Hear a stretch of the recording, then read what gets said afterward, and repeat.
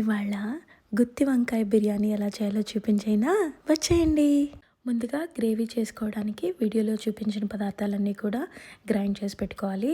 వాటితో పాటు కొద్దిగా ఉప్పు, కారం, పసుపు, గరం మసాలా, కొంచెం నీళ్లు కూడా యాడ్ చేసుకుని మెత్తగా గ్రైండ్ చేసుకున్న తర్వాత వంకాయల్లో కొంచెం స్టఫింగ్ చేసుకుని పక్కన పెట్టుకోవాలి.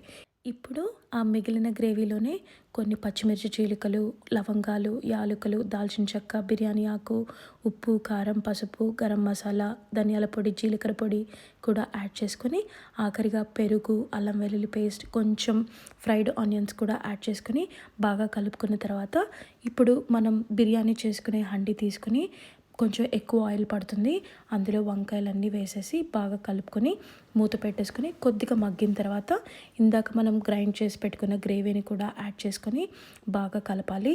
అది పక్కన వేగుతూ ఉన్నప్పుడు ఈలోగా మనం బిర్యానీ రైస్ తయారు చేసుకోవడానికి వేడి వేడి నీళ్ళలో కొద్దిగా నెయ్యి, ఉప్పు, బిర్యానీ దినుసులు, కొన్ని పచ్చిమిర్చి చీలికలు, పుదీనాకు కూడా వేసుకుని బాగా మరగనిచ్చిన తర్వాత అందులో రైస్ 80% కుక్ అయిన తర్వాత వంకాయ గ్రేవీలో యాడ్ చేసి కొత్తిమీర, పుదీనా, ఫ్రైడ్ ఆనియన్స్, కొంచెం నెయ్యి, కొద్దిగా వాటర్ స్ప్రింకిల్ చేసుకుని ఆవిరి బయటికి వెళ్లకుండా మూత పెట్టుకుని హై ఫ్లేమ్లో 7, లో ఫ్లేమ్లో 8 నిమిషాల పాటు దమ్ చేసుకోవాలి. స్టవ్ ఆఫ్ చేసిన 15 నిమిషాల తర్వాత సర్వ్ చేసుకోవడమే. ఒకసారి ట్రై చేయండి, ఆహా అనాల్సిందే.